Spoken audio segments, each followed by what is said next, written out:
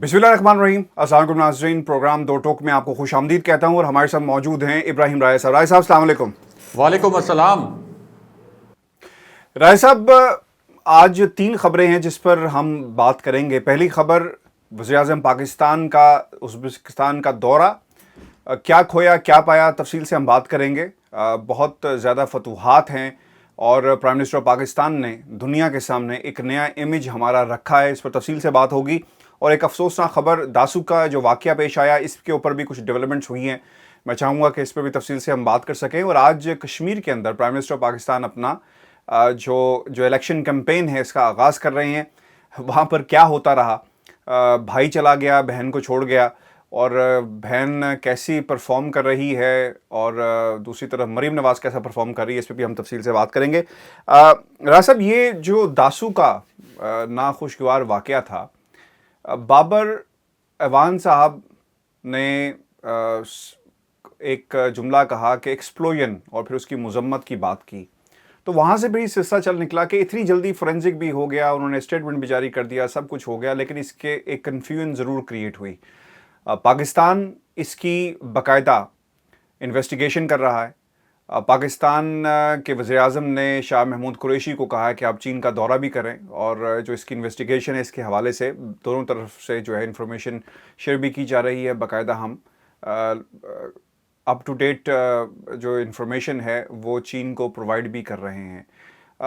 Sir, क्या हुआ क्या है, और इसका एक इम्पैक्ट पड़ रहा है? वो लोग जो वहाँ पर चीनी वर्कर्स, उनकी सिक्योरिटी को बढ़ा दिया गया है, फिर कुछ पाकिस्तानियों को भी वहाँ से अलग कर दिया गया है, और अभी सोली सिर्फ चीनी वर्कर्स वहाँ पे काम करेंगे। क्या इन्फॉर्मेशन है सर आपके पास? क्योंकि ये दासू का जो एक इंसिडेंट है, इसका एक इम्पैक्ट हमें ज़रूर नज़र आ रहा है कहीं ना कहीं। जी हाशमी साहब, इसकी जो तहकीकात हुई हैं उस हवाले से अब एक बहुत आप कह सकते हैं कि अफसोसनाक अपडेट सामने आई है। पहले इसकी पूरी तहकीकात की जो अंदरूनी कहानी हमने अपने ज़राए से पता की है, वो कहानी अपने नाज़रीन के सामने रखते हैं, और फिर आपको ये भी बताते हैं कि उस तहकीकात के नतीजे में क्या एक अफसोसनाक पेशरफ भी हुई है। तो ये पूरा मामला हाशमी साहब ये था कि इन्वेस्टिगेशन के लिए एक चाइना की टीम भी आई थी। उसने पाकिस्तानी टीम के साथ मिलकर वहाँ इन्वेस्टिगेशन की, जाए हादसा पर पहुँची। अब इनिशियल जो इतला थी, वो इतला तो ये थी कि ये एक हादसा था, यानी ये बस स्लिप हुई और खाई में जा गिरी। लेकिन बाद में जब बस का जो बाकी मानदा स्ट्रक्चर था उसका जब फोरेंसिक ऑडिट करवाया गया तो पता चला कि इसके अंदर कुछ बारूदी मवाद इस्तेमाल हुआ था, और उस बारूदी मवाद की वजह से ये बस खाई में गिरी। लेकिन इसके अंदर एक जो अहम मामला सामने आया वो ये था कि जो बारूदी मवाद जिससे इस बस को हिट किया गया, वो बारूदी मवाद पूरी तरह फट नहीं सका था। यानी बस जो तबाह हुई वो उस बारूदी मवाद की वजह से नहीं हुई, लेकिन चूंकि वो जुज़वी तौर पर फटा बारूदी मवाद पहले, तो उसकी वजह से जो ड्राइवर था वो बस पर काबू नहीं रख सका, ज़ाहिर है कि वो बदहवास हो गया। और उसके बाद जब बस गिरी है खाई में, तो जितनी भी हलाकतें हुई हैं वो सारी हलाकतें हुई बस के गिरने से, यानी जो गिरने से इम्पैक्ट आया वो हलाकतें उसकी वजह से हुई। असल में जो डेड बॉडीज़ का भी बाद में पोस्टमार्टम किया गया और जो उनका एक केमिकल एग्जामिनेशन किया गया, उससे कहीं भी ये नहीं पता चला कि कोई बॉल बेरिंग या कोई बारूदी मवाद या कोई ऐसा केमिकल उन बॉडीज़ के अंदर से बरामद हुआ हो, जिसके बाद ये कंक्लूड किया गया कि असल में हलाकतें जो हुई हैं वो बस गिरने के इम्पैक्ट से हुई हैं। लेकिन बस गिरी क्यों? वो इस वजह से कि जुज़वी तौर पर ये जो बारूदी मवाद था वो फटा था। अब इस पूरी सूरत हाल में एक जो अफसोसनाक खबर है वो ये है कि दासू डैम का जो पूरा प्रोजेक्ट था, जो वहाँ पे एक पावर प्रोजेक्ट भी था, इसको बंद कर दिया गया है। और आज चाइनीज़ कंपनी ने अनाउंस किया है कि ये प्रोजेक्ट हम बंद कर रहे हैं। और ना सिर्फ ये कि ये प्रोजेक्ट बंद हो रहा है, बल्कि वहाँ जो पाकिस्तानी वर्कर्स थे उनको भी कहा गया है कि अब आपको 14 दिन में आपके जो बकाया जात हैं वो हम अदा करेंगे। आप कह सकते हैं कि उनको नौकरियों से निकाल दिया गया है। اور اس کی وجہ چائنیز کمپنی نے یہ بتائی ہے کہ ہم نے ایک نئے سرے سے سیکیورٹی کلیئرنس کرنی ہے، اور جب یہ سیکیورٹی کلیئرنس پوری کمپلیٹ ہوگی تو اس کے بعد پھر ہم دیکھیں گے کہ کس طریقے سے اس پروجیکٹ پر کام شروع کیا جا سکتا ہے۔ باقاعدہ اناؤنسمنٹ کی گئی ہے، اور پاکستان کی معیشت کے لیے اور جو اچھی خبریں آ رہی تھیں اس میں یہ ایک بڑا بلو ہے۔ لیکن اس کا ایک اور تشویشناک پہلو بھی ہے جس پر مجھے بطور پاکستانی اور بطور صحافی بہت افسوس بھی ہے ہاشمی صاحب، کہ ہم نے جو اپوزیشن لیڈرز ہیں، مریم نواز، شہباز شریف، بلاول بھٹو اور جو دیگر اپوزیشن لیڈرز ہیں، ان کی جانب سے اس قسم کے بیانات سنے ہیں اس سانے پر۔ یہ کوئی وزیر اعظم عمران خان کے اوپر آپ سیاسی تنقید کرنا چاہتے ہیں کریں، آپ ملٹری اسٹیبلشمنٹ پر تنقید کرنا چاہتے ہیں کریں، لیکن یہ تو ریاست پاکستان کے مفاد کا معاملہ ہے۔ لیکن وہ جان بوجھ کر پہلے دن سے یہ بیانات دیتے رہے کہ چائنا کے جو ورکرز ہیں ان کے لیے پاکستان میں سیکیورٹی نہیں ہے۔ دیکھیں کس طرح سے یہ دھماکے میں چائنیز ورکر مر گئے، اس سے سی پیک جو ہے وہ پورا بیٹھ گیا، اور چائنیز ورکرز کو یہاں پر ایک محفوظ ماحول میسر نہیں ہے۔ یعنی اپنا سیاسی پوائنٹ سکورنگ کے لیے وہ سی پیک کو نقصان پہنچانے پر تلے ہوئے ہیں، اور چائنا کو یہ میسج دے رہے ہیں کہ پاکستان کی جو سیکیورٹی ایجنسیز ہیں اور ریاست پاکستان آپ کے ورکرز کو اور آپ کا یہاں جو پروجیکٹ ہے جو پاکستان اور چائنا مل کر رہے ہیں جتنے بھی پروجیکٹ سی پیک کے تحت، تو وہ اس کے لیے ایک سیف انوائرمنٹ نہیں ہے۔ اور ان کو کوٹ کر کے انٹرنیشنل میڈیا بھی ان کے بیانات لگا رہا ہے۔ مطلب یہ ایک ریاست کا مسئلہ ہے، دہشت گردی ہمیشہ سے ایک ریاست کا مسئلہ رہتا ہے، وہ کسی جماعت کا تو نہیں ہوتا۔ لیکن انتہائی افسوسناک کہ جو زبان بھارتی لیڈر بول رہے ہیں، جو نیریٹو وہ اپناتے ہیں پاکستان میں دہشت گردی کے حملوں کے حوالے سے، سی پیک کے حوالے سے، وہی نیریٹو جو ہے وہ مریم نواز اور پیپلز پارٹی لے کر چل رہے ہیں۔ اور آج تو انتہا کر دی مریم نواز نے ہاشمی صاحب کے آزاد کشمیر کیمپین میں۔ عاصم سلیم باجوہ سے آپ کا کوئی ذاتی مسئلہ ہے تو آپ ان کو تنقید کریں، لیکن آج عاصم سلیم باجوہ پر تنقید کرتے جان بوجھ کر انہوں نے اس انسیڈنٹ کا بھی ذکر کیا، اور ساتھ ہی پھر یہ بھی کہہ دیا کہ سی پیک کا جو ہے پورا پروجیکٹ اس وقت رک گیا ہے تاکہ چائنا کو یہ پیغام دیا جائے کہ یہ اس وقت جو ریاستی معاملات ہیں وہ اس حکومت سے اور اس سیکیورٹی اسٹیبلشمنٹ سے اور ریاست پاکستان سے ہینڈل نہیں ہو رہے۔ کسی طریقے سے چائنا کی حکومت جو ہے اور چائنا کے عوام جو ہیں وہ کوئی اس طرح کا ماحول بنے کہ ہماری واپسی کا ماحول بنے، یعنی چائنیز عوام کو اور چائنیز حکومت کو ریاست پاکستان سے بدزن کرنے کی کوشش کی گئی۔ یہ اسٹیٹمنٹ جو ہے بڑا ہی جو سیاسی تجزیہ کار ہیں انڈیپینڈنٹ پاکستان میں، انہوں نے ان کی بڑی مذمت کی ہے، اور یہ مطلب اپنے سیاسی مفادات کے لیے آپ ریاستی مفادات کو قربان کر رہے ہیں۔ آپ نے صحیح کہا رائے صاحب۔ آپ کو یاد ہوگا کہ اس سے پہلے جو بلاول زرداری کے حوالے سے کہا گیا کہ وہ امریکہ کیوں جا رہے ہیں، اور امریکہ کے حوالے سے انہوں نے جو بیانات بھی دیے اور پاکستان کہاں پہ سٹینڈ کرتا ہے اور کیا ایجنڈا لے کر جا رہے ہیں، تو یہ تمام جو اپوزیشن کے لوگ ہیں وہ ایک ہی راستے پر چل پڑے ہیں۔ راجہ صاحب، پاکستان نے پچھلے جو 2 دہائیاں ہیں جب سے افغانستان میں جنگ شروع ہوئی، ہم نے بہت کچھ کھویا۔ امریکہ کا ساتھ دیا، امریکہ کے راستے پر چلے، دوستی نبھائی، اس کے بعد بدلے میں جو کچھ ہمیں ملا صرف ایک لفظ ملا کہ جناب ڈو مور۔ اب ہم یہ کہنے پر یعنی اب پاکستان یہ کہہ رہا ہے کہ ڈو مور والی بات تو ماضی بعید کا قصہ ہوگی، اب ہم نو مور کی طرف چل پڑے ہیں کہ اب نہیں ہوگا۔ اور یہ ایک شفٹ آیا ہے، ایک تبدیلی آئی ہے، اس کے اثرات بھی ہم نے دیکھے کہ موقع کی تلاش میں ہے انڈیا پاکستان کے اندر کسی قسم کی کارروائی کرے گا۔ اب لائزون جو ہے امریکہ کے بعد انڈیا کا افغانستان کے ساتھ بڑھ رہا ہے، اور جو کچھ ہوا پچھلے 2 روز میں پوری دنیا نے دیکھا کس طرح سوالات پرائم منسٹر پاکستان سے کیے گئے۔ میں یہ صرف جاننا چاہوں گا، یہ پہلی دفعہ ایسا ہوا ہے کہ کوئی سربراہ مملکت نے directly presence of the another leader of other country کھڑے ہو کر یہ بات کہی کہ جناب آپ ہمیں تانے مت دیں اور ہم ڈس اپوائنٹ ہوئے ہیں آپ کے رویے سے۔ ہم کس طرح دیکھتے ہیں اس دورے کو ازبکستان کے؟ پاکستان نے کیا کھویا، کیا پایا؟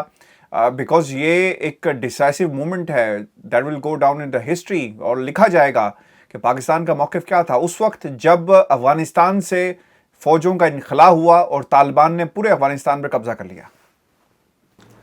دیکھیں ہاشمی صاحب، جو پیپلز پارٹی کے وزرائے اعظم رہے، اس کے بعد میاں نواز شریف وزیر اعظم رہے، تو میں نے ان کے ساتھ بھی بطور صحافی کئی انٹرنیشنل فورمز اور کئی انٹرنیشنل کانفرنسز کی کوریج کی ہے، بہت سے ممالک کے دارالحکومتوں میں، اور پرائم منسٹر عمران خان کے ساتھ بھی کئی انٹرنیشنل فورمز پر۔ ظاہر ہے کہ صحافی کا کام ہوتا ہے کہ اس طرح کے جو ایونٹس ہیں ان کو کور کریں۔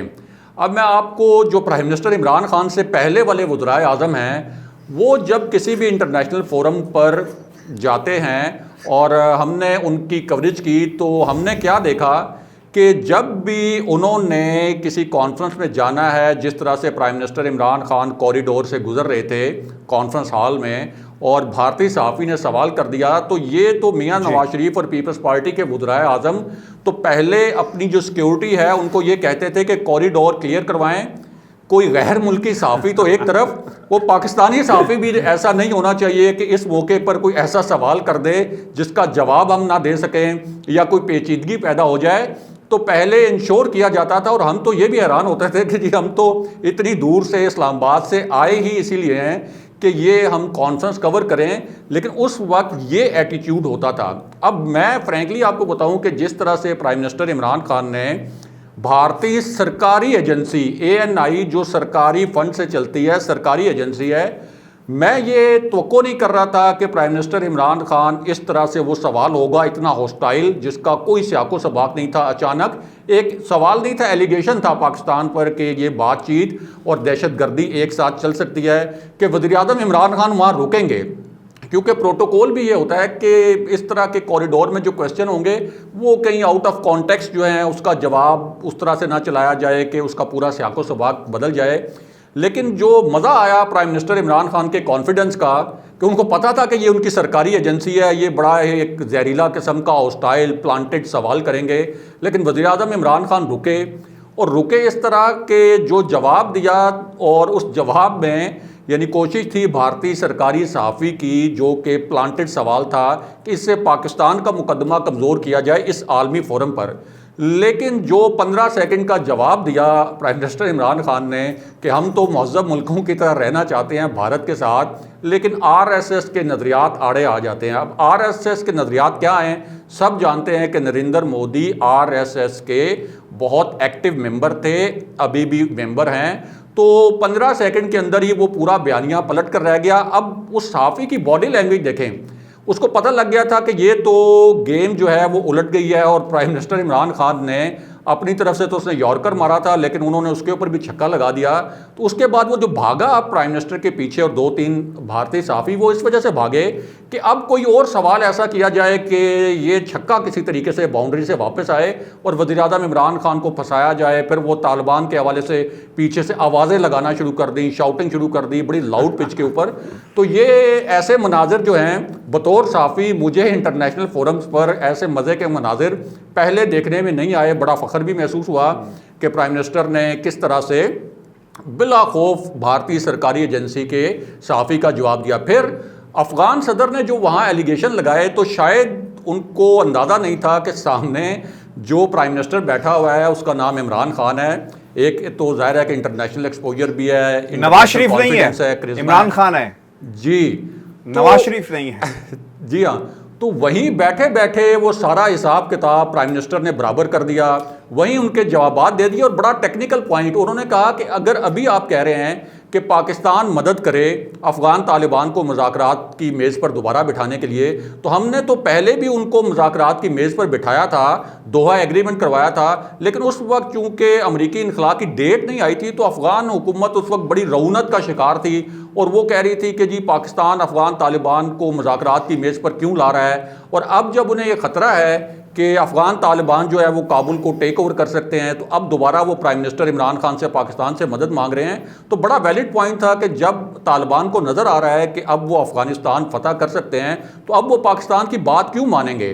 اور ساتھ ہی وہ 10,000 جنگجوؤں والی بات جو تھی کہ پاکستان سے کوئی افغان طالبان کی حمایت کے لیے گئے ہیں، اس کے لیے بھی سفارتی زبان میں یہ آپ کہہ سکتے ہیں کہ ایک loud and clear shut up call دیا ہے وزیر اعظم نے کہ اب آپ دنیا کو بیوقوف نہیں بنا سکتے. تو اس حوالے سے یہ بڑا ہی زبردست میں کہتا ہوں کہ یہ دورہ تھا. اس کے ثمرات بھی ہمیں نظر آئیں گے اور دنیا تک جو پاکستان کا موقف پہنچایا جانا تھا جس اعتماد کے ساتھ, جس ٹون کے ساتھ, جن دلائل کے ساتھ, شواہد کے ساتھ, وہ وزیر اعظم عمران خان نے بڑی کامیابی سے پہنچایا ہے. راجہ صاحب آخر میں کشمیر میں باقاعدہ آغاز ہو گیا ہے. Prime minister Pakistan election campaign کریں گے اور اس سے پہلے کے پاس جو منظر ہے وہ آپ کے سامنے ہے. جو تقریریں کی گئی, فوٹو شاپ سیاست ہمیں نظر آئی. ہمیں جھوٹ کی دکان کشمیر کے اندر پہلے اسے لگایا گیا, پھر اسے چلایا گیا اور پھر وہاں پر کرائے کے گاہک بھی جو ہیں وہ لا کر کھڑے کر دیے گئے. تو ایک جھوٹ کی دکان تھی جو پوری قوم نے دیکھی. اور پھر اس کے بعد ہم نے جو بیانیہ وہاں پہ چلتا رہا کہ تیر جو ہے وہ علامت ہے ترقی کی. یہ تیر سر کہاں تھا پچھلے کئی سالوں سے, یہ تیر اور یہ شیر کہاں تھا کئی سالوں سے؟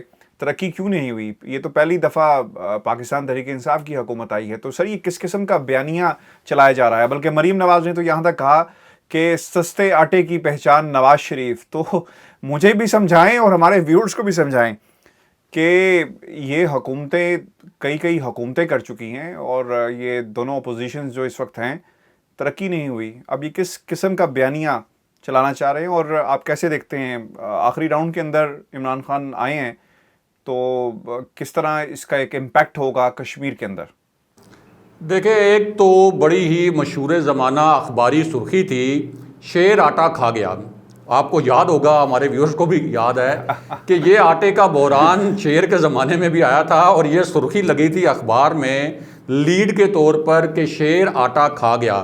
تو یہ جو انتظامی بحران ہے یہ ہر حکومتوں میں آتے رہتے ہیں. اور جو آپ کہہ رہے ہیں بیانیہ آزاد کشمیر الیکشن میں, تو پہلے ان کو یہ طے کر لینا چاہیے مریم نواز کو بھی اور بلاول بھٹو جو الیکشن کیمپین کو چھوڑ چھاڑ کر پہلے فریال تالپور کو انہوں نے میدان میں اتارا اور آصفہ بھٹو کو, کہ یہ الیکشن کس بنیاد پر لڑنا ہے. یعنی اپنی پرفارمنس پر لڑنا ہے کہ جو آزاد کشمیر میں نون لیگ کی پرفارمنس رہی اس سے پہلے جو پیپلز پارٹی کی حکومت کی پرفارمنس رہی, یا وزیر اعظم عمران خان اور ان کی حکومت جو پاکستان میں ہے اس پر تنقید کر کے. یعنی آپ کو چاہیے تو یہ کہ آپ وہاں کیمپین کریں کہ ہم نے آزاد کشمیر میں یہ پروجیکٹس دیے, یہ پروجیکٹس دیے, یہ ترقیاتی کام کروائے, یہ ہم نے ملازمتوں کے مواقع فراہم کیے. آپ پوری کیمپین کہاں پہ کر رہے ہیں؟ پاکستان کے حالات کے حوالے سے وہ بھی آپ مس لیڈنگ فگر دے رہے ہیں اور گمراہ کن حقائق جو ہیں, حقائق کو توڑ مروڑ کے وہاں پہ پیش کر رہے ہیں. اور ان کو پورا جو آپ نے نیریٹو بلڈ کیا ہے وہ پاکستان میں جو تحریک انصاف کی حکومت ہے اس میں خامیاں تلاش کر کر کے وہاں پیش کر رہے ہیں. لیکن اپنی پرفارمنس 5 سال کی آپ پیش کریں لوگوں کے سامنے اور اس کی بنیاد پر الیکشن میں جائیں. دوسرا, یہ دونوں پارٹیز جو کہ پہلے پی ڈی ایم میں بھائی بہن بنے ہوئے تھے اور بڑے کہہ رہے تھے کہ جی ہم تو بالکل کبھی بھی ذاتیات پہ نہیں اتریں گے, اب ایک دوسرے کے خلاف غدار کے نعرے لگوا رہے ہیں. اور بلاول بھٹو کے متعلق بھی مسلم لیگ نون کے وہاں جو لوکل رہنما ہیں وہ اس طرح کے نامناسب الفاظ استعمال کر رہے ہیں کہ ہمارا تو ایک بڑا ڈیسنٹ پلیٹ فارم ہے. تو میں وہ الفاظ بھی دہراؤں گا نہیں, لیکن بالکل ذاتی حملے جو ہیں یہ دونوں جماعتیں اس وقت کر رہی ہیں. اور اسی پوری صورتحال میں وزیر اعظم عمران خان نے بھی الیکشن کیمپین کا آزاد کشمیر میں آغاز کیا ہے اور باغ میں انہوں نے آج جلسہ کیا ہے اور 3 جلسے انہوں نے اور پلان کیے ہیں آزاد کشمیر کی یہ جو انتخابی مہم ہے. اور اس میں اہم بات یہ بھی ہے ہاشمی صاحب کہ مریم نواز کہتی ہیں کہ انہیں دھاندلی کا خدشہ ہے, بار بار کہتی ہیں کہ دھند نہ چھائی تو مسلم لیگ نون جیت جائے گی. دوسری جانب وہاں کا جو الیکشن کمیشن ہے وہ اس کی تعریفیں بھی کر رہی ہیں, اس کو آزاد بھی قرار دے رہی ہیں. یہ بھی کہہ رہی ہیں کہ علی امین گنڈا پور کو آزاد کشمیر کا جو الیکشن کمیشن ہے اس نے کہا کہ آپ آزاد کشمیر کو چھوڑ دیں. تو ایک طرف جب آپ یہ یقین رکھ رہی ہیں کہ آزاد کشمیر کا الیکشن کمیشن آزاد ہے تو پھر یہ قبل از وقت آپ کیوں دھاندلی کا رونا رو رہی ہیں؟ تو یہ بھی ایک نہ سمجھ آنے والا معاملہ ہے. بہت شکریہ رائے صاحب. ویورز یہ ہمارا آج کا شو تھا, اپنے کمنٹس ہمیں ضرور بھیجیے گا. اجازت دیجیے, اللہ نے کہا. اللہ نے کہا.